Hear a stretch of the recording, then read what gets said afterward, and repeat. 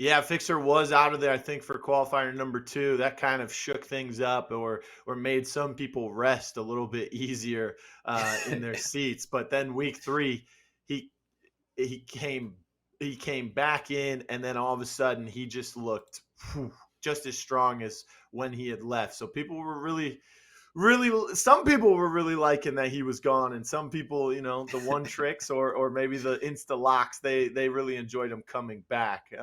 Oh yeah. Rome, I mean, keys of victory, you said focus on your bands. Do you have any predictions coming in for today? Honestly, with these two teams that we're about to see right now, Vibes and Ruling Pigeon, I think that Vibes with Chapo, Losi, Turner, and Proco, they've been scrimmaging every single day leading up to this main event. They have been practicing, and they have been running Switchblade. They've been running Mac. They've been running Fixer. They've been running it all. So they're capable of running every single one of these rogues. So I'm not sure if they're going to be banning something else just because they're so comfortable on these rogues. Ruling Pigeon on the other side, Big Gucci, Gingivitis, Drew Whitlock, and Elvin Calderon. Those players. We've seen Elvin before in 10Ks. We've seen Drew as well. He was with Lagger, but sadly they didn't qualify. So he is going to be playing with Ruling Pigeon today, which is awesome to see out of Drew Whitlock. So it's going to be cool to see how they're going to be tuning in with this new squad in Gucci, Gingivitis, Drew, and Elvin. Not sure what they're going to be banning. I do know that Drew is a Ronin main, so Vibes and Chapo and Losi, they've said that they're thinking about banning the Ronin away from him. So we'll see if that's going to hold true, as the first map's going to be Skyfell. So I'm not sure if we're going to see a Ronin ban here, but that would be interesting. Yes, here is your series layout. We're going to Skyfell for game number 1, as stated by Rome, for your demolition. Then, of course, we're going to Icarus for King of the Hill, and our strikeout will be on Factory. If needed, games 4 and 5 will be a King of the Hill and a demolition on Favelas, and then rounding things out on Hollows. And you talked about Drew being a Ronin main. That will be banned out. I think that was banned out by Ruling Pigeon. So a little confusion coming in on my part there. You're going to have to explain why. If you've got one of the best Ronins, you're going to ban it out. And, of course, you said we might not see the Ronin ban on Skyfell to begin with. Fixer, of course, being a staple in the ban meta, and he will continue to be so here in game number 1 by Vibes. Rome, you talk about Skyfell, and you always talk about the ability for Lancer to get quick plants, whether it be on that B or that A site, and just the first of all, Ronin was getting banned against Drew before she got buffed. She just got buffed, so I can understand why it's being taken out, because you have Drew on that team and you have a Ronin. But let's talk about Lancer, because Quick and Quiet got a little bit of a buff too. It lasts a little bit longer. She can get farther across the map without being heard. What can this do on Skyfell? It can do a lot. A full extra 4 seconds. You can land with the bomb on Skyfell, pop your boots, and start planting the bomb before your boots are done on A site, which is the further site away from you. So you are really able to get around the enemy, get to places that they don't expect you to be because of timings. You can throw them off, things like that. That's what I'm really looking for. I would expect Drew, since his Ronin got banned, I would expect either Drew or Gucci, to be on that Lancer on this map. Not sure exactly the rogues that we're going to be seeing. A lot of times we used to see a Chalk on offense to push into that B site with the flashes. We might be seeing that swapped over for Switchblade. Fixer did get banned. He got taken out. So I assume that we are going to see a Switchblade on one, if not both sides of this map. And here we go, man. I love the fly-ins of these visuals of Skyfell, man. Just so beautiful, man. Gotta love the production team here, man. You guys are killing it. I want to know what's in that vault, to be honest. I think that would be a whole lot of money. Heist Dima, man. incorporate that into maybe an event in the future. Wink, wink. But for right now, Rogue Selects coming in. Of course, Ronin and Fixer will be your bans. Drew, looks like he's got the crown next to him. He's going to be the one banning something out. And it looks like it was a Ronin ban by Vibes, because they will be the blue team here. So a little bit of a mix-up there on the series layout. Kind of confused me, and it caused a little bit more confusion thinking that, the team that loves Ronin was banning out Ronin, but that will not be the case. Big Gooch, Drew, Elvin, and Gingy will start off on the defensive side, and already the offense locking in exactly what they want. Of course, it's Skyfell, so Dallas is pretty much a staple from the past few months that we've seen. Dahlia, coming out as well. That's been meta. And then, of course, Turner will bring out the Switchblade and Losi on the Seeker. Meanwhile, on the defense, they will bring out the Anvil Dahlia. Of course, we knew that was most likely to happen. The Kestrel will come in. A little bit of a nerf to the way she gains money. Instead of 1,000 per down, she'll only get 500, but still extra nonetheless. And, of course, they'll round things out with a Talon. How you liking these compositions here, Rome? On offense, I love it. I love the fact that, one, they aren't going against a Lancer, and they have sticky sensors for the Kestrel on the flank. They also have 2 different types of reveals. I'm guessing that this squad is going to be either doing an A push. If they do a B push, it's going to need to be fast, coordinated, and extremely good. But if I were this squad on offense, most likely it would be going to A site just because it seems a little bit easier, and that's exactly what they're going to be doing. They're going to be curving over to that A site with this comp. And Dallas is going to be leading the way. And it looks like they're going to go ahead and decide to break the backside glass. And this is smart simply because if a Kestrel decides to flank round 1 or a Talon, both do have padded steps. Looks like the Talon's getting in position to pinch right now. It looks like both of these players are going to need to break that glass. So they'll be able to hear them if they are flanking. So that's the strategy with not breaking your initial window and going through that back zip line. So Dallas just going to be snapping, revealing that closest player, and now their job is to bully this player off the site. And once they do that, they're going to try and work the bomb plant and then hold for the retake. It's going to be a very, very simple round from both sides. Yes, a beautiful. I mean, just the small things that really make up in the department of, we know exactly what we're doing. Keep those windows intact. If someone breaks through them and you hear them, that's a sound cue. Someone's there. Give away a flank with that. And if they don't choose to go through that window, then they have to make, different rotations. They have to most likely take more time. Only 40 seconds on the clock to get a bomb planted. Speaking of time, Drew Whitlock on the anvil, something we haven't seen in a while. Doesn't really play the anchors. Dallas walking through everything on site, trying to get some distraction going, but Drew does not fall for it. He downs Chapo. Chapo gets finished off as well by Gingy. Good defense being held here by the side of ruling Pigeon for the moment. And of course, everything falls apart when Elvin on the Talon can see everyone with that dart. A little bit of a range upgrade as well from 20 to 23 there, Rome. Yeah, and right there, honestly, Drew made the play for them, able to stay alive on the site, not letting them go down into it. Most of the time when we see players get revealed, normally they just roll out, go down the window, and then play for the retake. But Drew, he actually used his shield to make sure that when they rolled down, that they weren't able to get him. As he was holding that C4, they saw it, and they were a little bit scared to push it. And Drew was able to hold it down while they pinched from mid-door. Beautiful plays. Right now, looks like we are going to have another A push coming out. They said, you know what? It didn't work the first time. That's okay. We'll make it work this second time. That's all that matters. Right now, we do have the Dallas that is going to be holding mid this time. Elvin is the closest player to A, so there isn't going to be it looks like the Anvil is already on site yet again. Drew doing what he does. Now that EMP is going to land. That is big because that means Drew is not going to be able to C4. He's not going to be able to do anything if they go ahead and pressure that site, which it looks like they are going to start doing now, as that Switchblade rocket ult does come out beautifully. And now they're going to be setting up for this plant, as they did finally bully Drew outside below the window. And there comes the fake plant. The C4 did come out, but it wasn't able to get the kill. 2 trades coming in, 2 full kills, and we got ourselves a 3v3. And right now, Roco looking to push the mid, as Turner does get it down on Elvin. Chapo gets another one, gonna be snapping his fingers, and they are gonna be pushing this player out in mid, as they know that he is going for that revive. That is not going to be the best of plans, and we got a 1-1 situation now.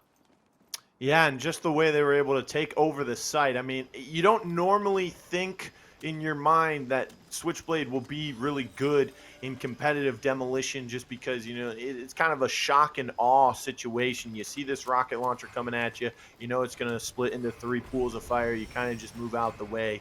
If you don't get hit by it, then you know where the fire is going to be, and you can just kind of avoid it. But when you're playing on Skyfell Attack and you're trying to take over that small little A site there, and you're able to just zone them out of the window, which they did perfectly, first with the Switchblade ability, and then of course with the Dallas Incend on the top of the window, let the rain just pour down on them. It was perfect the way they pushed them out, and they had the advantage. They continue to have that as they will be looking to push towards that A site once again. Chapo, however, has swapped sides and strategies here. He's playing towards the attacking side Lambo of the B site inside his door, just waiting. Yeah, and I like this out of Chapo right now.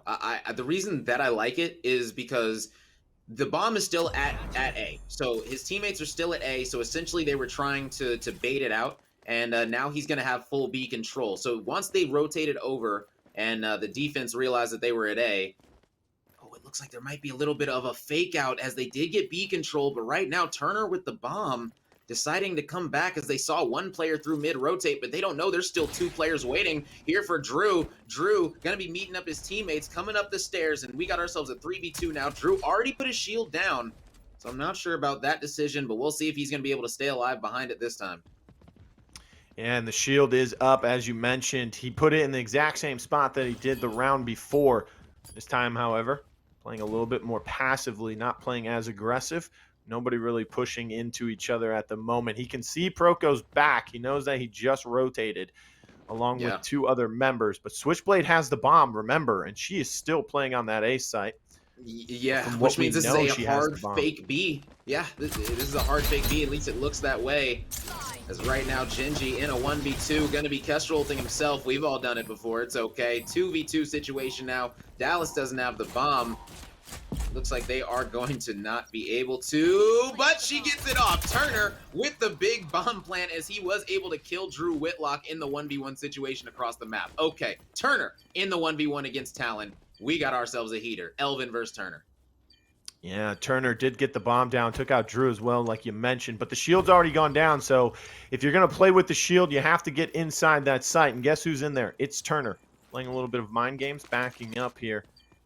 Elvin might just go for a rotation, maybe even fake it. You see Turner getting a little aggressive here. Doesn't know that. Now he knows that Elvin's there. He has the 24S in his hand. She has a Mark IV, just like Saint as well, but he chose to go with the submachine gun.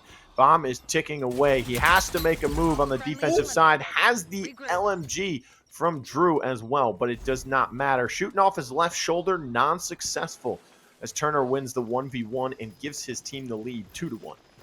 Yeah, very close. Elvin was almost able to mow him down with that MLX Maw. Great plays coming out of Elvin on the retake, but even better plays coming out of Turner, with that 24S, just holding that table position, just guarding it, trying to just hold his own, and he ended up doing it. And that's 2 rounds in a row for them. So let's see. That was a weird round. There was a lot of fakes that round, a lot of trickery out of the offense. I'm going to be expecting more of a straightforward play out of them this time. Looks like it is going to be a 2-2 split. Flash is going to be coming out middle. And are they going to be flooding out to the middle and trying to pinch these players at these backside pillars? And it looks like they're going to opt to go ahead and go inside a B site instead. And they're going to be getting that first blood on Gucci. Big plays. Now they're looking for the Kestrel. Able to find her too. Turner going crazy as him and Proco were able to push out the site with ease. And now Losi currently looking for Elvin in the 2v4. Elvin able to get one with that DMR. That Deadeye is just so good in the hands of an accurate player. But now he's in a 1v3 situation, and he's got to defuse this bomb. I don't care how good you are. This is just a tough situation for anybody. Yeah, tough situation. He's all alone once again. This time it's not a 1v1. It's a 3v1. And he looked really good on the backside there. He got a little bit of a flank, got behind them, was able to take one member out. Close quarters as well with that Deadeye, as you mentioned. But, I mean, just the attacking team, the way they're able to just make these strategies and make them work so well. They go A straight up, then they kind of fake the B very heavily. That leads the other team to believe that they're going to go A again. Even if there's anyone fading towards that B site, they most likely will think that it's another heavy fake. This time it was not. They got very aggressive, and they were able to get some kills and get the bomb planted. Almost taking out Turner, but still unsuccessful. Elvin, with 5 downs, leads his team, but the lead in the game is still Vibes up 3-1. Yeah, Vibes really showing that this is an offensive-sided map. They did lose that first one as they couldn't get Drew out of the site. You know, they had a little bit of trickery one round. That round was just a straight-up mid to B push as they did decide to push out those players after they got flashed. Nice plays coming out of them. Great utilization of the flashes. Even though 2 of the players can't get flashed, if you're able to identify the Kestrel or the Talon, you know you can flash and push that player out every single time. Right now, it looks like it is going to be a Kestrel with a Dahlia outside the 2-2 split. Interesting plays. So one person that is flash immune is going to be inside. One person's going to be mid, but this is going to be an all-out A push coming out of Vibes, excuse me, as they are going right back to that A site, which worked well for them a couple of rounds. And right now, Losi going to be clearing out this backside. Yeah, good. Yeah, it's smart to do it though, because you don't want to regret it later.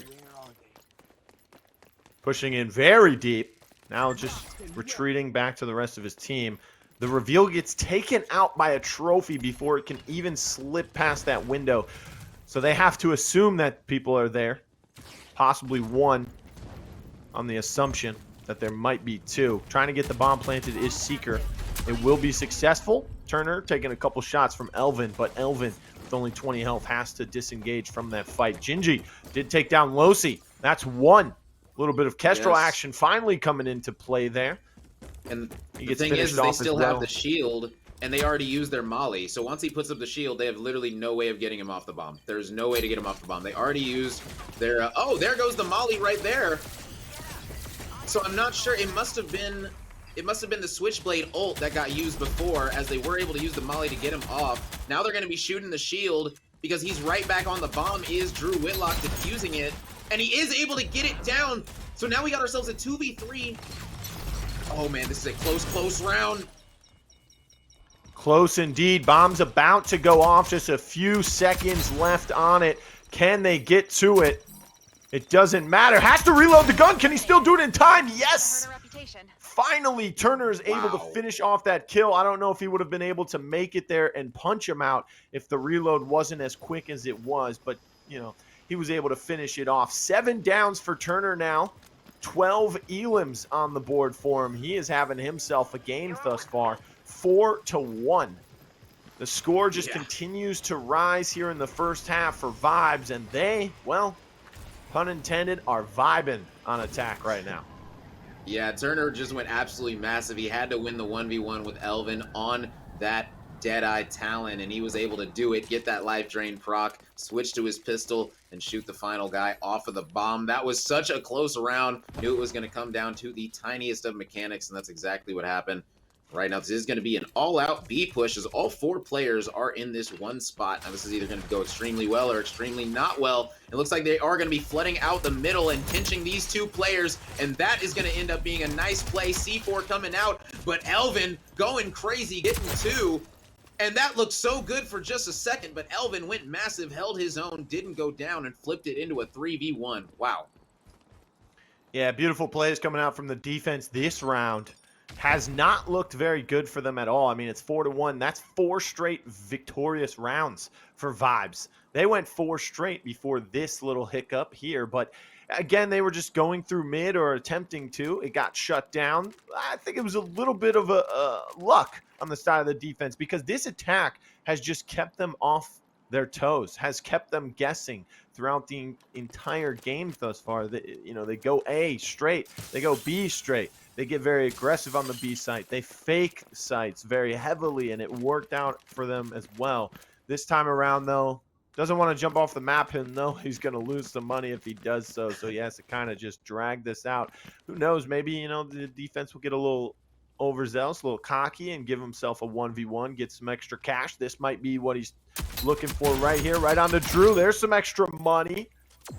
Gets to finish, and that'll reset his ability. So now something could happen here. The bomb, though, not in his possession. Elvin's watching it. It's behind the shield. Flashbang comes in. They know where he's at. Oh, that was a bounce grenade picked up by Elvin, actually. Can he get a second down here? Well, Big Gooch double peaks, and that will not be the case. 4-2 now. Yeah, you love to see it. 4-2. Now, this round is massive. This round, obviously, is the difference between 4-3 and 5-2. Now that swing is very, very massive, going into halftime down 1 or going into halftime down 3. The choice is yours. We got to see what Ruling Pigeon is going to do. How bad do they want it? This is an offensive favored map, so they are trying to steal as many defenses as possible. They've already been able to do 2. Let's see if they're going to be able to steal a third one right here, as it looks like this is probably going to be another A push out of the offense. Ooh, looks like another 2-2 pinch. Another 2-2 with 2 of them going through mid, but they're being met by some enemies as well. Turner did get Gingy, but that was a trade. The bounce grenade went off after Turner had already gone down, so the trade will come through. They're both still knocked, could get revived. Turner will, but gets taken down once again. Drew laser beaming with the LMG through mid from that A site. C4 comes out, but he had already ran past it, so that will not even touch him.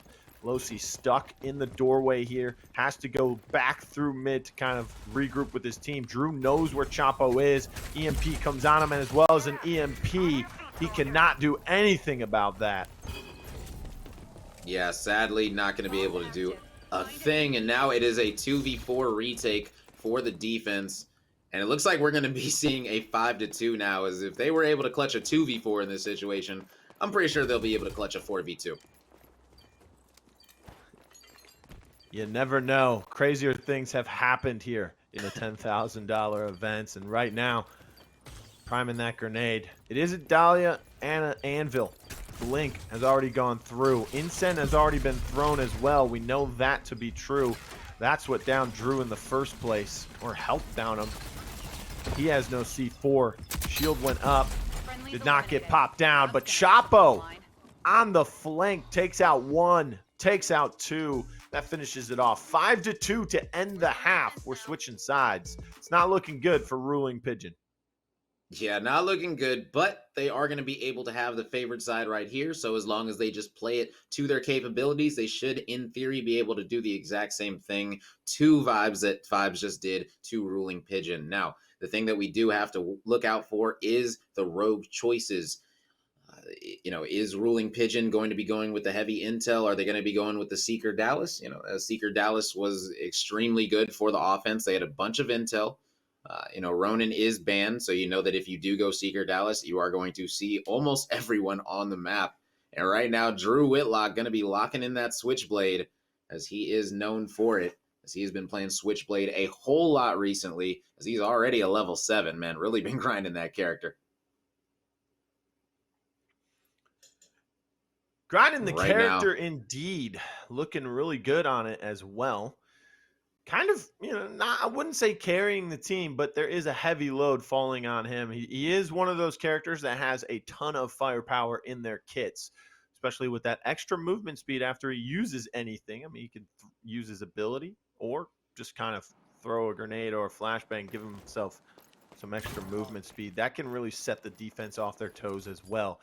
We are going to see a Kestrel, Anvil, Dahlia, and Seeker on the defensive side this time for Vibes. Kind of the same matchup, but instead of the Talon, they have the Seeker for their intel gathering. On the attack, it's pretty much the same as well, but instead they will have an Anvil to pair with it, as they are looking to score some bomb plants here. Everything kind of going a little bit slowly here.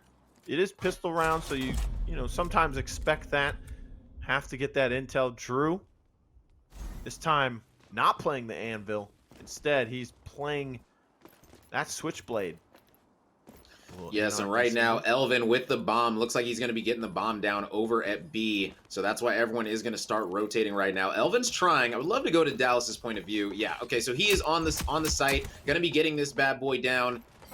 And is he going to live through it? No. So he's going to get the bomb down and die for it, as they absolutely just obliterated him.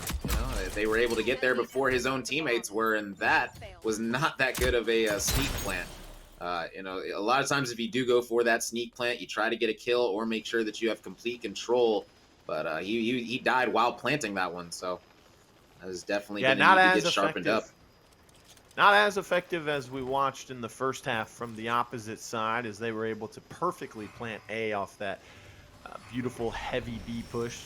They were able to fake A and go B as well. So They look a lot cleaner on the attacking side here, but hey, things could change. I mean, this is notoriously known as an attack-sided map, so 2 on defense, not too shabby, but they've got to start picking it up here on the offensive side. So far, 0-1 as we start off this second half. Couple big guns coming in for the defensive side as well. Not sure if there will be any on that attacking side. Well, Switchblade does not have one. Just chilling with the pistol. Smoke comes out on the window. A lot different gameplay compared to the Incense and Switchblade that were wreaking havoc on that window in the first half. This time, though, they get the bomb planted. Shield still available, as well as a C4. It'll come out behind the kiosk. Does not hit a single thing. But the Incend from Elvin and the LMG, they do enough work. Drew loses the 1v1 in the doorway, but he did enough damage to allow Big Gooch to finish him off. They block the window off with the shield as well, so mid's the only way they can go. Beautiful play there, Rome. Yeah, I really like it out of the offense. It was short, sweet, and simple. They just went A, snapped it out, figured it out, and had a nice push, had a nice team shot on one guy, and that opened up the floodgates to securing the round. So let's see if they're going to go ahead and go back to that, as that is the first thing that has worked for them on this offensive side. 6-3 the score now. We're going into round number 10. And on the attacking side, ruling Pigeon look to repeat the success they had the round before. Looks like they will be pushing the A side once again. You've got Dallas making his way there. Broke the windows, went through the zip on his side. Nervous, aren't you? Now comes the reveal from Dallas. Does reveal the closest member, of course, so they will know that Chapo is there. Yes, and now is where you got to decide. Are we going to do the basic play, or are we going to hit the zip line? Now, this is a play that it looks like they might be starting to set up, where the Dallas will go up top. He'll throw 2 EMPs outside the window, and the other players will take the zip line and take the 2v3 while they're EMP'd. Now, this team did do this play to actually qualify. I might have played with them on their team in place of Drew Whitlock for the final qualifier. And that is a play that we did do on this map. So they might be remembering that and pulling that out one of these rounds on offense eventually. That'll be very cool to see. But bomb does go down. And 2 do go down to that bounce grenade from Drew on the Switchblade. Great stuff out of him. Elvin coming down challenging. And they're eliminating everybody. Well, Big Gooch finally getting in on some action here in the previous 2 rounds, and not just in the revive department this time, getting some downs for himself as well. Great job for him there. They were able to take another round on offense, and we talk about this map being attack-sided so much, Rome. I mean, if you're able to win 2 on defense, that may just be enough, and that's what it's looking like currently. They're still trailing by 2, but they're on that favored side. I mean, how hard or how difficult would it be to sit there as Vibes and say, if they tie this up, all we needed was 3 on defense, and it's not looking good. But for the time being, they still have the lead, up by 2. Losi playing a little bit further up on the A site this time around. I believe he was the one that got revealed in the previous round. And speaking of reveals, coming out once again, it'll grab Turner, the Kestrel, on that back zip. They know that she's retreated as well, so they don't have to play too aggressive there. Nice EMP comes out. It connects, which means they know he's there. Smokes could come out in a few seconds here on the window, unless they want to try and outgun this once again. The APS is stopping a lot of things coming through as well. 1 minute and 5 seconds remaining on the clock. Plenty of time, whether they rotate or stay on A. And look at Losi. A little bit different gameplay here from the Anvil. Instead of retreating back through the window, he's playing through mid this time around. Sees one come through. Turner gets in trouble and goes down. Gets finished off. Good backup onto Losi from Roco. So he was able to get that down. Now Seeker having to retreat because they are pushing into him. Roco finds another one. The bomb still has not been planted here. A 3v2 with the defenders having the leg up. And speaking of leg up, Big Gooch has to run. So he's getting sprayed by Losi. Losi will cut back through mid with the rest of his team. Don't know if they saw Proco go that well. Losi gets in the face of Big Gooch. Goes down, but Proco gets returned. Yeah, and that trade was just not worth it. If you're not able to get the full kill for it and put your teammate in a 1v2, it's better just to stay alive, go to him, and play the straight up 2v3. As right now, that Anvil shield is out, and that bomb is defused. Simple as that. 7-4 now. Yeah, they pushed him back very deep into that hallway. Wasn't able to get any shots on that bomb carrier. Nonetheless, the shield was up, as you mentioned, so it wouldn't have mattered. 7-4 now. We're going into this round. And Turner and Chapo really putting the team on their backs, so to speak. 12 downs apiece, 19 elims for Turner, 15 for Chapo. They've got 5 assists apiece as well. You know, pretty much even going through this, but Turner on the Kestrel now, just a couple extra dollars in his bank account because of that passive, which means he'll be on top of that leaderboard here. It'd be interesting to see what the strategy is from the attacking side this time. Do they go B? That's what it's looking like. Chapo gets an incense thrown at his face, but that's irrelevant as he just sidesteps, takes out Elvin.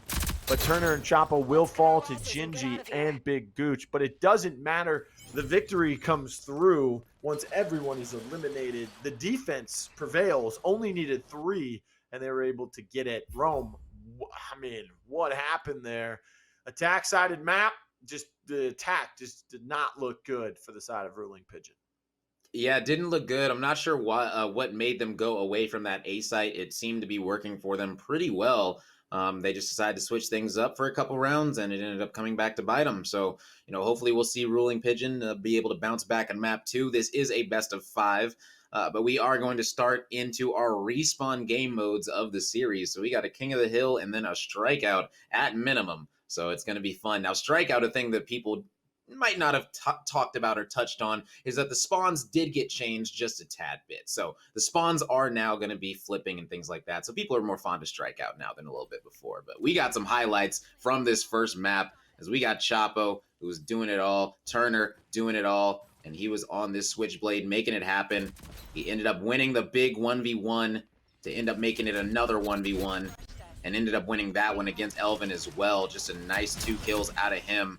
Winning 1-1v1 is hard enough, but winning 2 back-to-back for the game, it's the type of plays that good players make, man.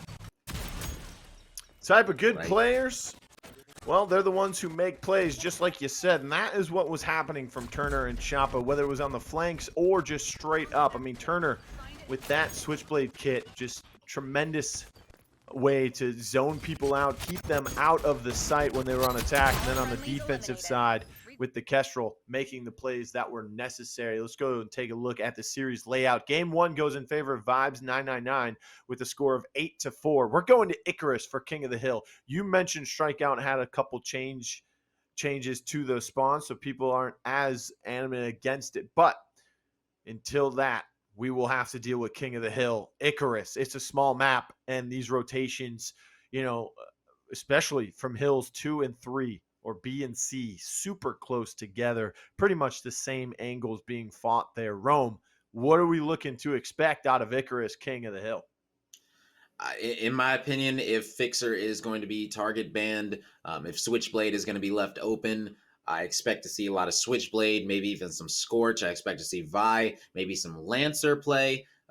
Not sure about Kestrel. Might see Anvil. It all depends on what the bans are going to be. Whatever gets left open is most likely going to be locked in. So the bans are really going to tell this story for the pace of this Icarus King of the Hill and just how it goes out in general. Oh, man, I can't imagine Switchblade being let through here. Can you? I mean, just the area denial that she can bring on a small map like this. I mean, you're talking about the small little corridors in the alleyway where the normal bomb site would be on the A side if this was a demolition on Icarus. I mean, just the way this map can be changed and altered because of a big rocket launcher that shoots 3 pools of fire. Yes, that is absolutely correct. I feel like it's going to be a situation where either you ban it or you play it well. It's going to be one of those. Drew, he's shown that he is an extremely good switchblade. Wasn't able to show it in the first map of Skyfell. You know, he did pull it out, was able to win a couple rounds on offense with it, but he's definitely known for what he's able to do on Switchblade on King of the Hill. He's also known for his Ronin, of course, so we might see Ronin target banned against him the entire series. Who knows? Ronin being banned on a King of the Hill or Respawn in general, I mean, you've got so many other options out there. Speaking of Anvil with the shield placements on these respawns, we've seen some great play in aerial denial. We can see Switchblade, Vi. I mean, Kestrel is huge in respawns because the ability to gain extra cash. And remember, King of the Hill, it's only 2 rounds if you get shut out. So, or 3 rounds at the most. So you have to be able to get as much cash as possible, as fast as you can, so you can get as much as your kit on the table. But I think there was a change. You're able to purchase some things while you're respawning. So that could come into play. That could mix some things up as well, because people are able to get more items and more ability or more of their kit within their pockets during round number 1. You know, you don't have to really, you know, you've got $12,000 in your bank while you're in round 1. You don't have to kind of wait until round 2 or when you're back in the plane. You can just buy it if you end up dying there. So we could see a lot of things happening very early on in our King of the Hill now. You talk about these two teams. We talk about Turner and Chapo, the way they just took over that previous game. Do you expect to see anything on the revive side? I mean, Big Gooch was playing that, and both teams kind of ran the Dahlia there. That's a staple in Demolition, of course, because you only have 1 life per round. You want to keep people alive. Could we see something like a Saint? I think Saint might be the last rogue that we see on this map. One reason, because when you get downed, you'd have to wait for the Saint drone to even know if your teammate has a Saint drone available, whether to bleed out or not. And right now in King of the Hill, the meta is kind of just bleed out as soon as possible. That way you could spawn up with your utility and get right back into the fight. It looks like the bans are going to be Fixer and Anvil, so I'm expecting a lot of fire. I'm expecting a Switchblade, a Vi, and a Scorch on both teams. I would be very surprised if a Scorch was not locked in here, since we have the Switchblade open as well. It's going to be a whole lot of Molotov action coming out. And it looks like it is going to be the Vi's on both sides. We also have Lancers on both sides. And we have a Switchblade and a Scorch. So there is going to be the exact comp coming out of Vibes that I was talking about. Now, no Scorch. They're going to opt to go with the Chalk on Gingy instead for the side of Ruling Pigeon. So a little bit of a variation change, you know, just a tad bit, not too much. You know, one side deciding to go with the Scorch, one deciding to go with the extra health in the Chalk. Now, what are your thoughts about this? I mean, Turner is a very intelligent man at this time, because you've got Vi with the Incense, you've got Switchblade with the 3 pools of fire from the rocket launcher. So, of course, Scorch, being immune to that fire, can just run through pretty much all the mayhem that will be happening on the objective here. Scorch is getting a little smoke coming from her nostrils, it looked like there. She's steaming and ready to go. Oh, yeah. Here we go. We're flying out. Now, this is all about the Lancers. I love staying on with either one of the Lancers, honestly, just because the Lancers are the first ones that are going to be in the fight. They're going to be rushing straight to that pit, as you see Lancer going straight into the pit, because they can get there first. Early Simtex coming out. Going to be getting here. Now, how many kills is he going to be able to get? Finishing off one, does get flashed, but here comes Losi. And he's going to be taking him out as Gooch does go down. Playing that, Elvin gets the nice trade. Chapo gets the trade on Elvin. And now it's a 1v1. And you know Drew is going to win that one. So he's going to control his first hill after so many trades went down. Yes, and Drew going with the 24S on the Switchblade as well. Gets flashbanged. Gingy, however, finding his second knock with the Chalk. He was the one who got right now, first blood to open this up. Chapo with the striker shotgun. Interesting. Yeah, it recently received a little bit of a buff. It's also going to be receiving another buff in the update. So, some players already opting to use this. We've seen players like Emes, P-Story use it. It's absolutely shredding. The roll to reload is so nice on the shoddy as well. As long as you're accurate with it, that bad boy can do a lot of damage and a lot quicker, honestly, than the 24S. So if you are accurate with it, I completely understand running the shotgun on this map specifically. As Losi is playing the Switchblade this time around, both rocket launchers already used here, but Losi will get the double knock there on the Drew, as well as the shot earlier on being Gingy. Finds another one onto Big Gooch here.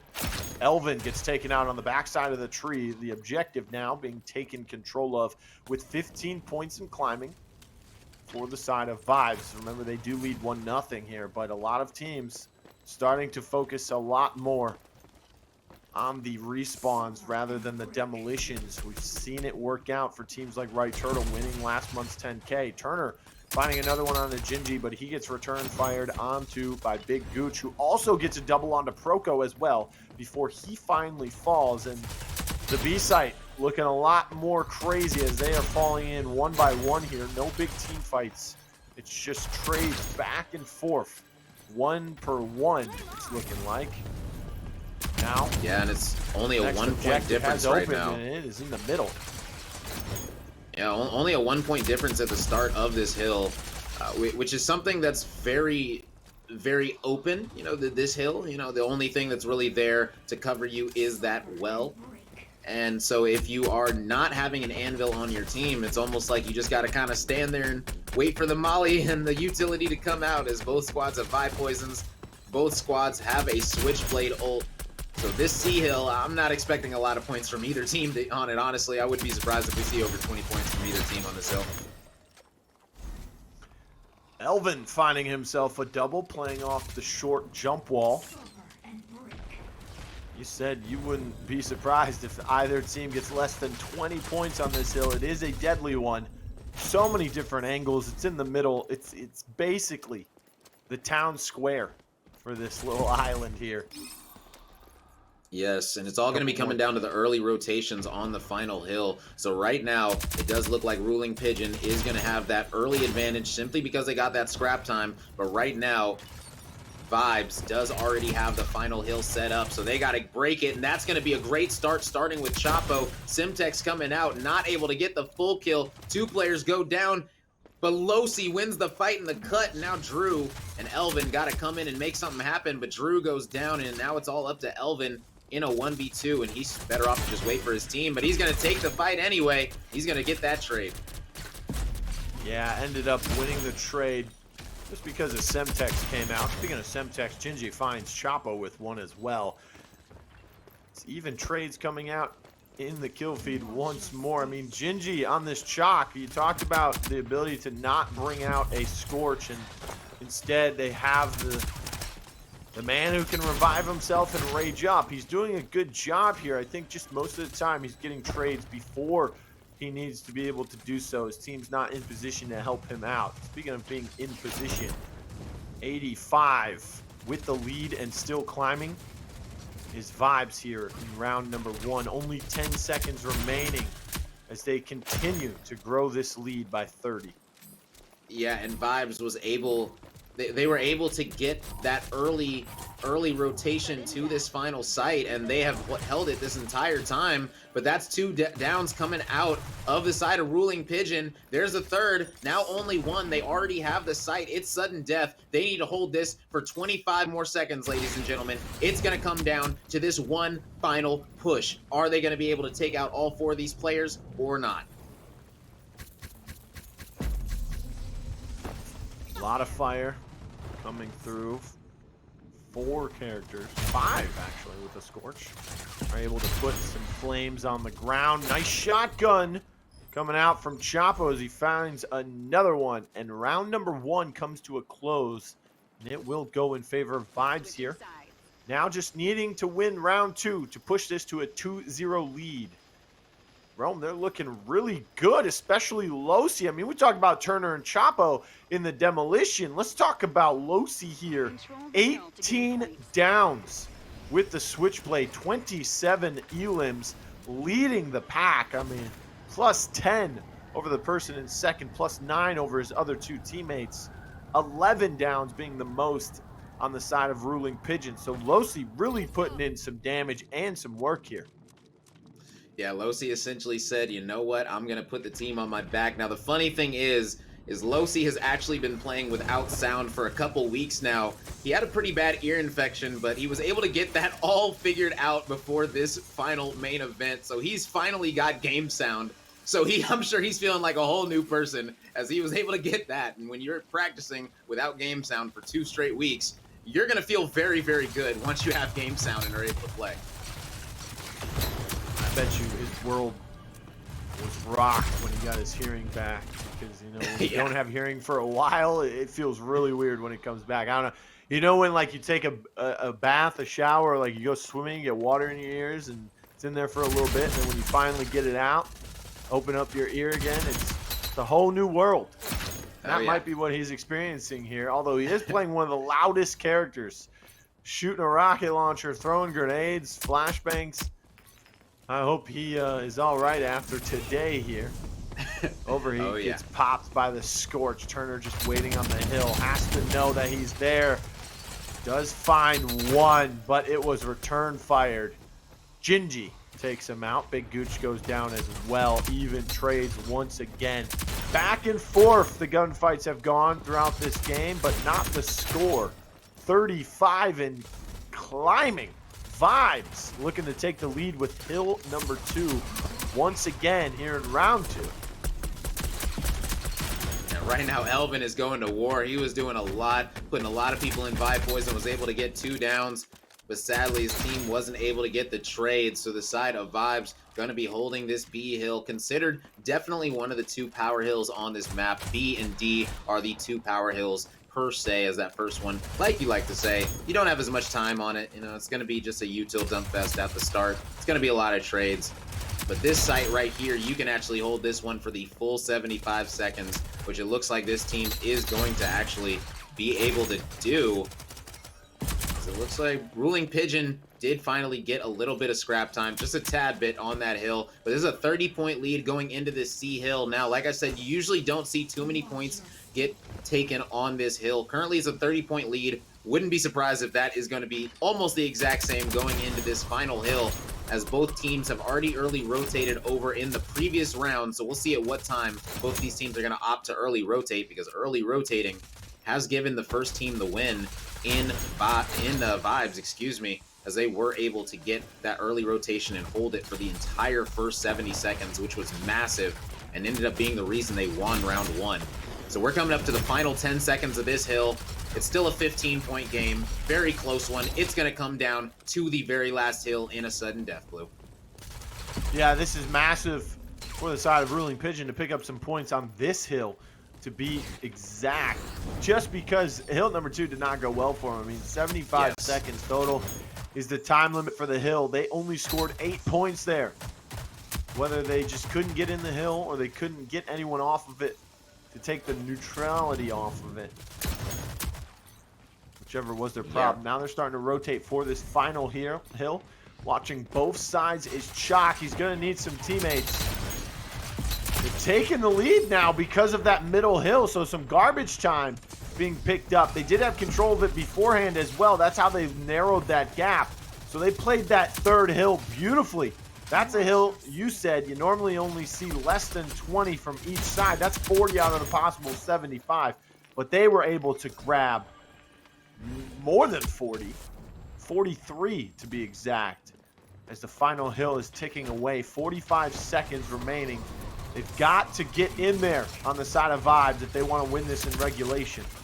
And yeah, this is the exact problem. So the side of ruling Pigeon, they opted to go for that C hill and fight for it a lot. And at that 30-second mark, Vibes rotated away. They said you can have that scrap time. They rotated extremely early, and it's already paying off. They're already up 10 points on this final hill simply because of that early rotation. That second hill, you just cannot fight for it that long. I almost feel like whoever gets there first is just going to have such an advantage. And now they have 10 seconds left. They got to hold it, but Gucci just went down. He's not going to be able to come back. So it's a 3v4 push now Proco gonna need to hold off Elvin 2 seconds. Is he gonna be able to get into the site? No. And that's a sudden death. And man, oh man, yet again, they're able to rotate early on that final hill and get full control of it, and they were never able to take it back. Wow. Man, Losi, he can finally hear again. Well, I hope he can hear this. He went crazy. 29 downs, a lot more elims than that, where he plays the Switchblade in that game number 2. And of course, Vibes, they win 2-0 in that King of the Hill, which means they're up 2-0 here in this set. I mean, Rome, walk us through what went perfect for them, because it was not looking good after that miraculous comeback and the lead being taken by Ruling Pigeon off of that third hill in the second round. Yeah, it was looking really good, but it was just the early rotation and getting control of that final hill and getting those early gunfights. If you're able to win those early gunfights on that final hill, you're going to be putting your whole team in prime position. And we saw the shotgun coming out, was able to do some work with it. Elvin was trying his best. He was really playing a really good Vi this game. He had a lot of nice clips. As you see that 2-piece right there, he was really utilizing his Vi poison extremely well, able to lock it down. And this is part of the reason that they were able to come back on this C hill. You see at a time they were down 30. They were able to get about 45 points on it. But sadly, it wasn't enough in the end, as Vibes ended up taking that one as well, 2-0. Yeah, 2-0 once again.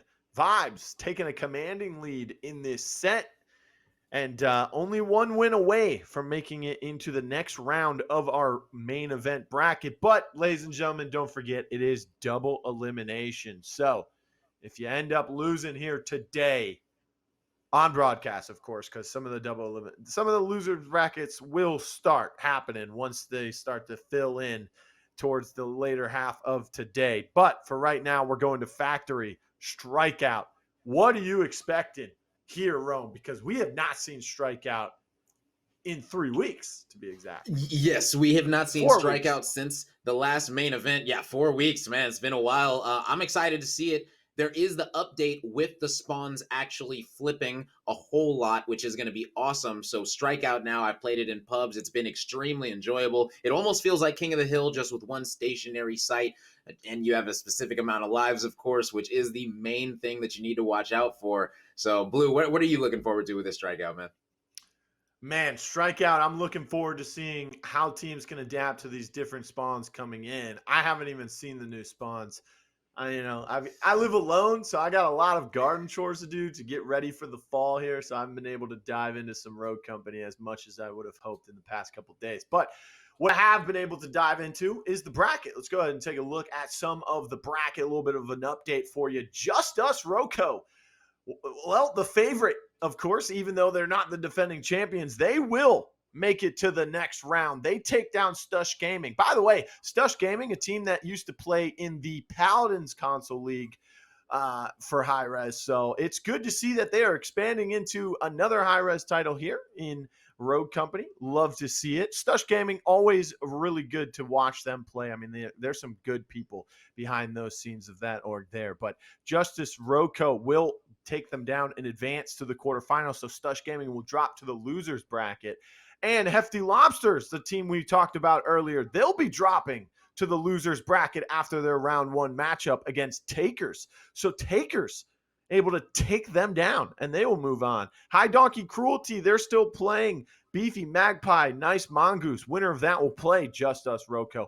Meanwhile, on the other side of the bracket, nothing has happened thus far. Everyone still playing it out, seeing what's happening as we jump into game number 3. If you're just joining us, my name's Blue. I'm joined with Rome on the cast. We're heading to Factory, game number 3.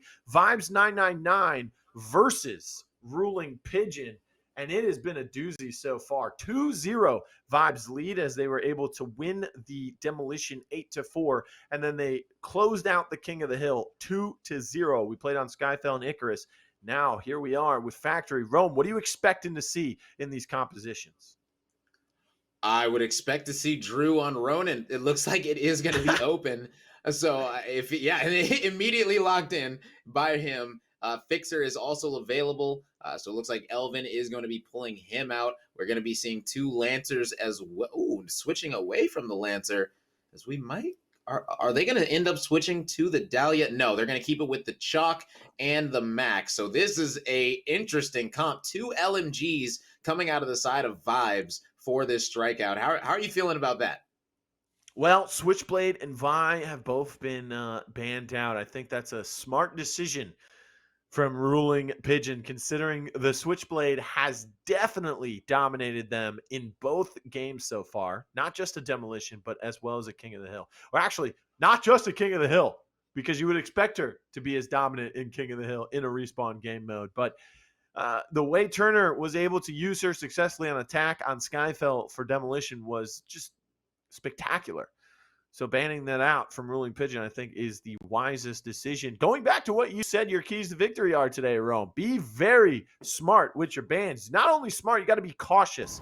Because if you ban something, you might get punished by something else. And, well, now Ronin is available and Drew is on it. And Switchblade is not available. So, and I kind of want to go to Drew's POV. You know, when you're finally able to play your main, you typically get a lot of confidence. You take gunfights that, you know, you might not normally win, but you're going to be feeling very good. Yeah, you start to feel yourself. Yeah, exactly. He's already using that Ronin knife. You can see, but there's a flank from the Lancer coming out. And Big Gucci getting the 2-piece with that Lancer. Chapo's able to take him out in the trade, though. Currently 1 point difference as Vibes is currently up, down 1 life. Now currently down 2 is Drew able to take him out with this Ronin knife. Drew has yet to die on this strikeout side, which is very, very important, as your deaths do matter. This is not like King of the Hill where, you know, you can die as many times as you like. No, you have a specific amount of lives for your team. Sadly, Drew not able to win that one, but Gingy is able to get his trade, and now it is still a 2-point game coming into the final half. You know, we talked about the spawns being adjusted for strikeout. I always had an interesting idea myself to prevent teams, but I think it would kind of be a little ridiculous. What you thinking, man? What you thinking? All right, so catch this drift. In King of the Hill, you have to stay on the objective to capture points, right? Yeah. In Strikeout, you don't need to. In Strikeout, you lose respawns you lose a respawn every time the timer ticks off of Strikeout. Yes. But you don't have to be on it. So I was thinking, if you control the objective, you can take away more respawns by having more of your team on the objective when it's ticking down. Oh, now that would be interesting. So you're saying if 4 of your players are on the hill and the timer runs out, then you lose 4 respawns. Down 4 lives. Yeah, that would be interesting. That might be an interesting change if it ever happens. We just bump it up to 26 respawns apiece. Wow, yeah, that would be absolutely madness. And right now, Chapo's the only one left alive. He's in a 1v5, so he's not looking too good right now. So I'm not sure about the Mac call right now, as you know, Strikeout is a lot about the gunfights that you take, and having 2 LMGs does make that a little bit harder to constantly win those gunfights. And it looks like it didn't pay off in this first round. So maybe as they scale up in their composition, maybe they'll be able to perform a little bit better. But Gucci with 8 downs on the Lancer already. Drew Whitlock with the most eliminations on his team, 11 elims, 7 assists. Maybe they should have banned Ronin. Maybe they should have did it. Maybe they should have banned Ronin, to be precise. Tied in cash with his teammate Big Gooch on the Lancer as well. You know, you talk about 2 LMGs on this composition with the Mac and the Anvil. Rome, what is it with the players right now? Because for the past few weeks, I have been trying to just understand why when someone picks Mac, we're always like, oh, we don't think Mac is going to be very good, and he doesn't. You know, 9 times out of 10, he's losing games. But I think it's because they're not playing with the objection. They think, oh, it's kind of like a mind thing. You know, it's like a placebo effect. You pick Mac, gotta pick the LMG. Just go with the objection. We both know it's the better gun. Yeah, I do like the objection a whole lot, especially for close range maps like this, where you're fighting on so many close corners. I think on bigger maps, you know, you can excuse it and run the LMG, but especially on this map, you're actually right. I would like to see them run the objection just a little bit more. That submachine gun is so good, such a good fire rate. And right now, they're up 2 lives yet again, is Ruling Pigeon. So they're looking to win their first map in this series, and maybe Strikeout can be the thing that they hang their hat on in this entire main event. Yeah, Strikeout, and then, you know, if they win this, we go to another King of the Hill. They can clean that up. They did look decent enough in the first one to begin our respawn kind of break from Demolition here on games 1 and 5 if needed. But yeah, man, I just think we'd have to go with the objection if we're picking Mac, especially on a map like this. You were saying a lot of close quarter combats. This is because there's a lot of twists and turns, a lot of coverage in the areas, boxes, walls, everything to hide behind. Objective, not the objection this time, being captured. 8 respawns available for Ruling Pigeon. That is the lead currently by 2.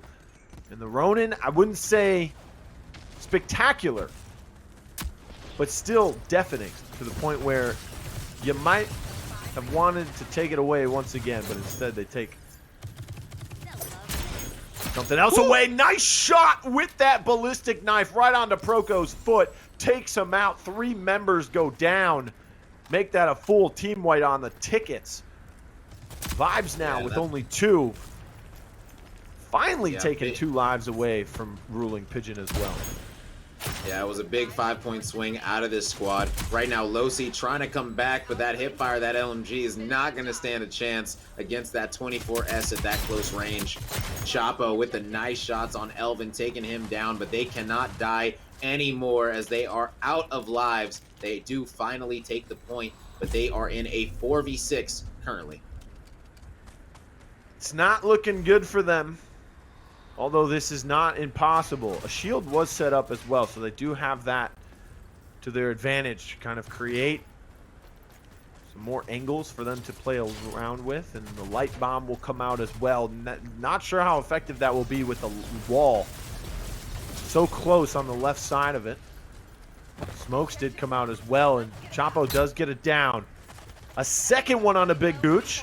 Chapo starting to put in some work with that big LMG that we were harping on there for a moment. Ronin, ballistic knife comes out onto the ground. Wasn't able to shoot it quick enough. Proco does find one. Proco finds a second one. Proco finds a third one. But it doesn't matter. They close it out. Oh, man, that was so close to being such a good clutch, man. Came down to a 1v1 gunfight, and Genji was able to win it. Wow. Genji went absolutely massive that round as he's now up to 12 downs and 19 elims for himself. As he's starting to feel good. You see Drew dancing right now, man. He's vibing. He's up too low. He's dancing in the plane, rubbing that hair, feeling good on Ronin right now, man. Yeah, Ronin only 5 downs herself, but just the ability to bring so much to the table and help her teammates out. I think that was 11 assists on her side. Maybe it might have been more. Didn't catch that as quickly as I should have. Chalk playing a little bit aggressive off sandbags here. Flashbang through the smoke, doubled it up. That's an anvil over there. He's immune. He finally goes down as well. Losi, Proco, both being taken out as well. Big Gooch starting to make some plays with a 24S. Turner also found one himself with his SLC. A lot of SMGs coming out. Elvin still using the Deadeye here. Of course, he is playing the fixer. Doesn't want to bring out the sniper rifle. Rome, how you feeling with the replenish on there? You know, I love Replenish. Absolutely love Replenish. I feel like it's definitely one of the best perks for Respawn, whether it's King of the Hill or even Strikeout. You know, not having to reload. You can literally wipe an entire team if you're accurate enough, especially if you are cool enough to have life drain as well. You know, not a lot of rogues do have both. You know, the rogue that comes to mind is Chalk that does. He has Replenish as well as life drain, so he can just mow people down with that sub and keep on having it automatically reload. And that's a good feeling once you're able to do that. But right now, Chalk down 2-0. Fixer ult is going to be getting popped by Elvin. And you guys already know you can't see that. That is a one-way street, ladies and gentlemen. Nobody is going to be seeing through this smoke except for this gentleman right here.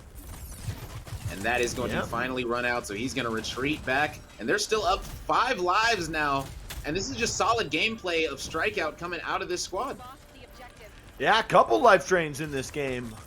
To be exact, going back to that, I mean, we have Chalk has life drain. Anvil has life drain as well. I believe. Can't remember if Lancer has it. Yes. I think she does. Oh, yeah. Yes. I didn't know if they Baby took it girl away. Lancer You know, there's definitely a has lot it. of people always harping on nerf Lancer. It's kind of like the Sky and Loki if you've played Paladins Well, guess and what? Smite. In the next update, they're buffing her again. You'll love to Oh, see it. The 24S is getting a buff. The shotguns are all getting buffs. I was playing the PTS this morning. It was pretty fun. Got shotgun Scott Gandhi a few times. Shout out to him. I was watching the Olympics.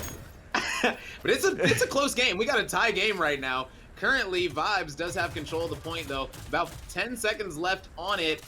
And finally, it's going to get flipped back over to the side of Ruling Pigeon, so that clock is going to reset and go loop-de-loop around. Now that another player does go down, you got to start getting these revives. A lot of times, you're not looking for revives and respawn, but when you start getting close and you realize, oh man, we got one left on each side, you got to start getting people up, and that's a big two-piece coming from Gucci and Drew, able to down Turner and Proco. Chapo goes down as well, and now there's only going to be 2 total players, now only 1, which is going to be the Chalk, and he's in a 1v5 Proco.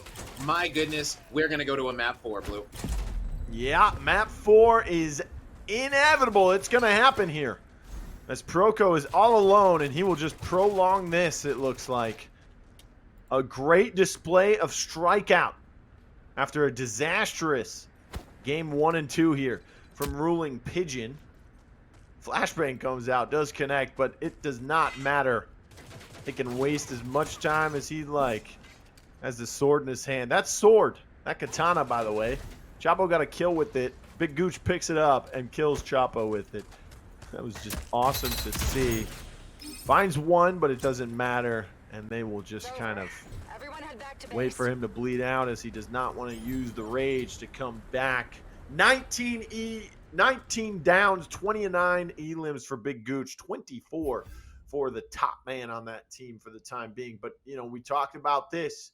Well, I mentioned it before. Big Gooch not really displaying his gun skills in the demolition because he has to play Dahlia, and she's there to revive and to throw nades and smokes. This time, though, playing the Lancer goes absolutely crazy. 29 elims and 19 downs. He did his thing in that game.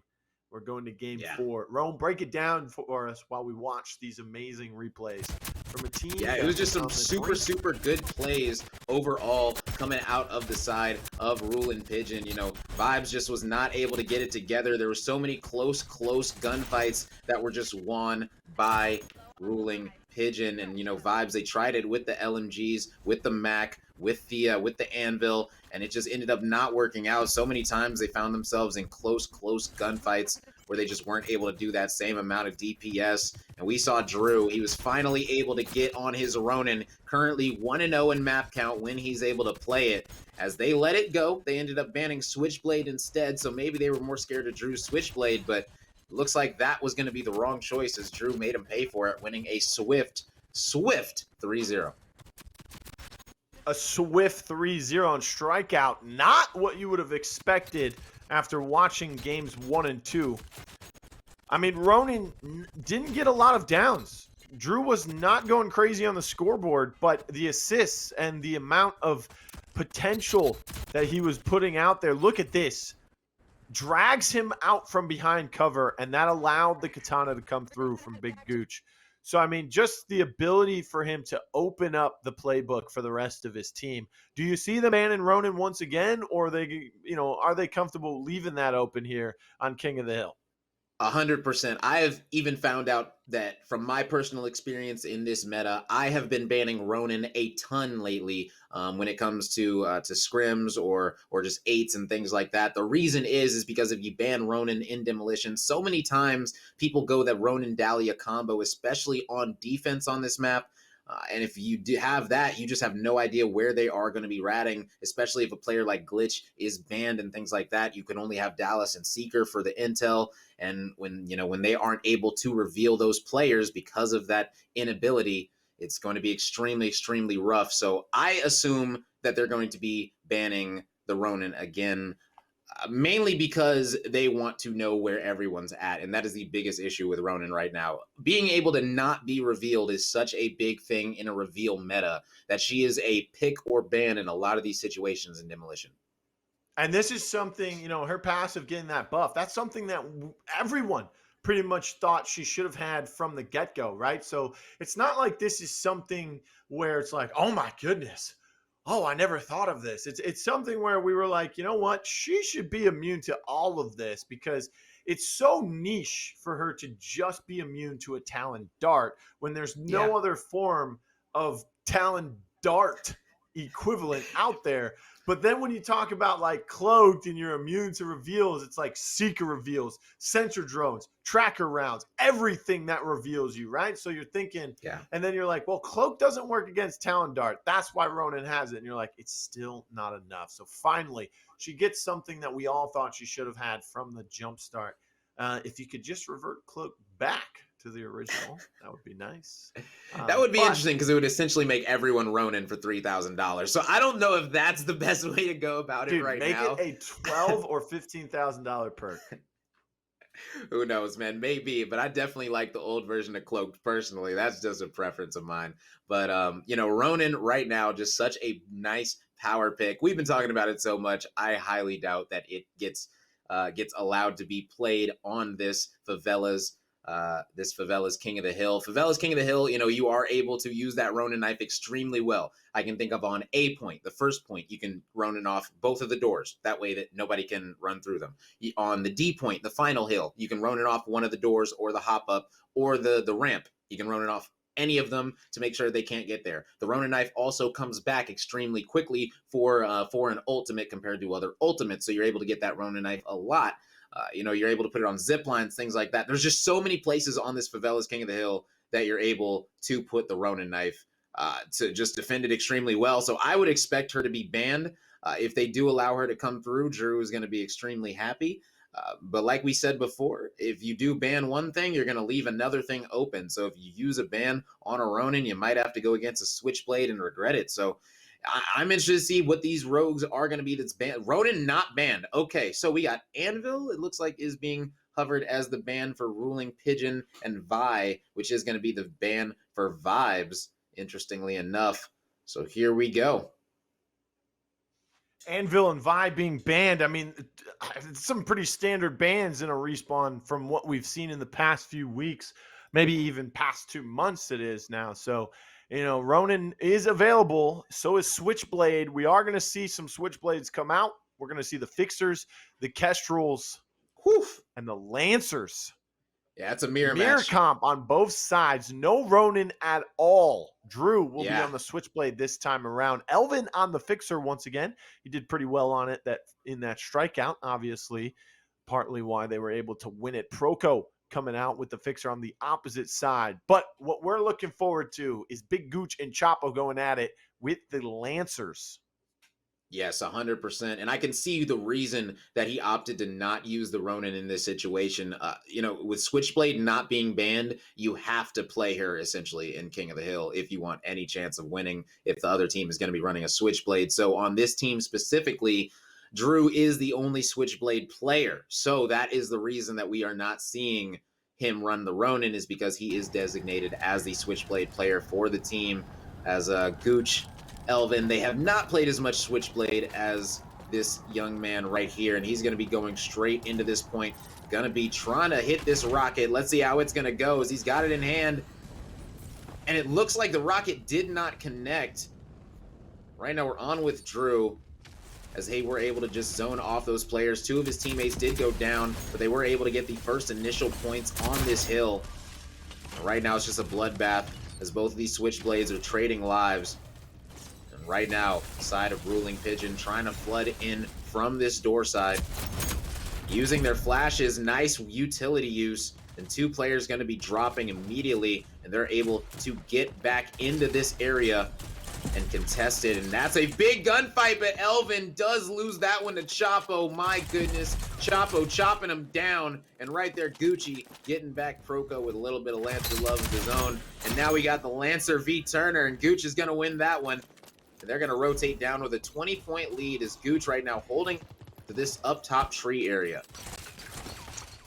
Taking control of the high ground before the B hill even comes into play. And now it is starting to tick away. 34 and climbing for the side of Vibes. They are not trying to lose this game. They want to end this matchup and move on to the next round here. And you know, I was talking about Ronan being so good, and you said Drew is the Ronan player, of course, but he's also the Switchblade player. So what if you leave Ronan open and Switchblade, knowing that they're going to take Switchblade? So Ronan pretty much kind of ghost banned, I guess you could say. Because if you're going to take it, you don't want to give it to anyone but Drew, but at the same time, he has to play that Switchblade. So that just goes to show some other teams still do not have as much flexibility as maybe like Justice, or I mean, even a team like Right Turtle. We've seen MS pretty much play almost everything in the game. Inc. also I was going to say, we don't even know if Justice is flexible with the Switchblade yet, because we haven't even seen them in a setting yet with the Switchblade. I was more so talking about other road combinations.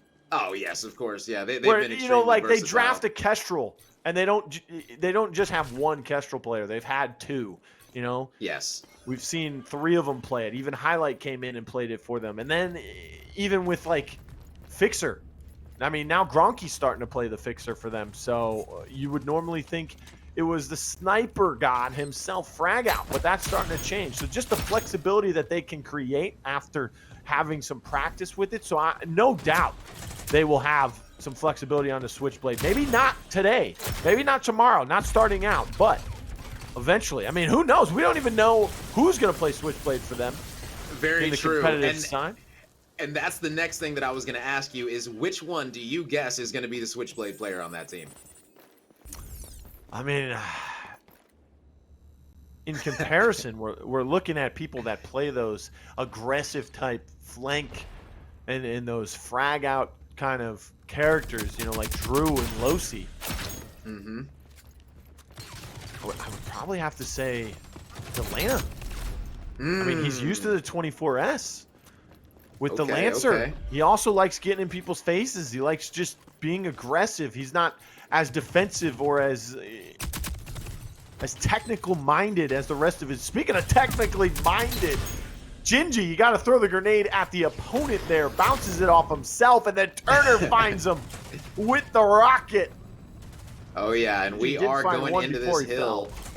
Now, they do have control of it, at least for now. Drew accidentally shot the C4, so he's going to be getting traded out as well. But that is going to be a swing for Ruling Pigeon. They're up 20, and they have control of this hill. 50 seconds left. They're not trying to see a sudden death. They want to keep extending this lead as long as they possibly can.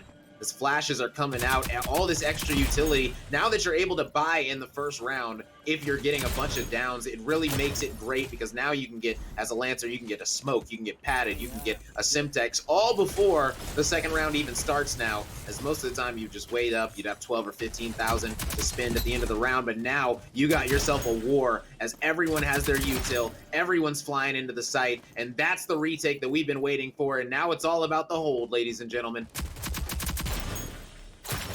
They do have control, trying to hold this. 9 seconds on the clock. They will tie it and surpass the score. They just need to hold this for the remaining 2 seconds, not allow anyone inside, and that's exactly what they are able to do there. Elvin jumping on top of the truck, but it is too late. Round 1 goes to Vibes. Only one away from closing this out. This is exactly what we saw in the first King of the Hill in this matchup. 11 downs for Chapo, 18 elims. Control the hill to gain points. Yeah, both of the Lancers right now are doing work, both with 11 downs. Very similar numbers between the two Lancers, so they are definitely the performers for their teams. That's why we love staying on with the Lancers, especially at the start, man. Got to see them just go into the hill, just rushing straight into there. So much fun. But, you know, right now, that flash going to be coming out. Rocket coming out from Turner as well, blocking off that entire door. Garage door is getting opened. 2 players are going to be dropping. That smoke is going to be popped from Elvin. No one's going to be able to see through it except for him. They're able to get 2, and now it's only going to be Losi and Chapo into the hill as they need to defend everything. Chapo does go down. Now Losi is all by his lonesome. And Is he able to take them out? No, but Big Gooch on the flank, coming out, able to get one, getting two. The life drain is getting procced, so he's going to be feeling good, and we might not see another push until this next B hill. Now, a cool thing, Blue, about this B hill, not sure if you saw the updates notes yesterday or not, but the B hill, it's currently around this silo. That is going to be getting changed. So it is going to be moving to the A bomb site. So if you guys know a little bit to the right where this fixer's aiming right now, that is going to be the new hill for King of the Hill in the update next month. So that is going to be extremely exciting, as it's not going to be as open. You got a lot more to fight around. And right now, it's going to be a straight util fest. Just staying on this B hill currently is a bit of a struggle. Yeah, it is definitely a struggle trying to stay on that silo hill, but did read in the patch notes, as you mentioned. So we'll see how it ends up. I mean, who knows? It could be worse on the Demolition A site. You never know. It kind of pushes it towards one side of the map, so it kind of shortens that side. But then again, hill number 3 kind of is the same scenario, but on the opposite side of the map. So we'll see how it ends up playing out. But for today and the time being, it is still around that silo and 30 seconds remaining on it. 44 and climbing for the side of Ruling Pigeon as they have taken the lead here. And it's all off of the garbage time. I mean, they started their rotations from the side of Vibes for Hill 2 with 20 seconds left on that first hill. That hill's not there for that long, but still 20 seconds is a lot of garbage time to give up, especially if you're not able to secure the next hill and win it outright, as they were not able to. Now leading by 30 and still climbing is Ruling Pigeon. I want to stay on with Gucci right now, because he's the X factor for them right now. He's trying to fight for these spawns. He needed to win that gunfight, because now the player in the very back, they're going to have extreme issues to break this hill now. Now they got to come from the front. They already have control of the spawns in the side of Vibes, and this is going to be just extremely hard for Ruling Pigeon. The reason that they rotated so early and gave up so much scrap time is because this C hill is the money hill. You might be able to get all 75. They haven't dropped a second yet. 2 players do finally go down from the side of Vibes, but 2 more players get traded. Now it's down to a 1v1 in the hill. Who's going to end up winning it? That's going to be Losi, simply because they have the spawns, and they were able to spawn up immediately and get right back in the hill. And even though they were down 40, giving up that scrap time, it's a tie game, and we still got 30 seconds left on this hill.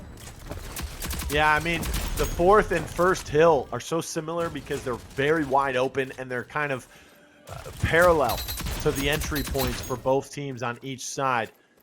Then, of course, you have Hill 3, which is very difficult to break into. And then you have Hill 2, which is very difficult to hold. So each hill in between that 1st and 4th has its flaws, and they are coming out in full force right now. Losi finds Drew after Drew was able to take down Turner. And look at this awareness coming out. Chapo wins that fight, wins another one onto Elvin. Elvin did take out one before he went down. Now Big Gooch finds one. Drew making his way back, trying to see if he can catch Chapo. Will not do so successfully. Proco will find Big Gooch. Chapo finally goes down. Losi as well.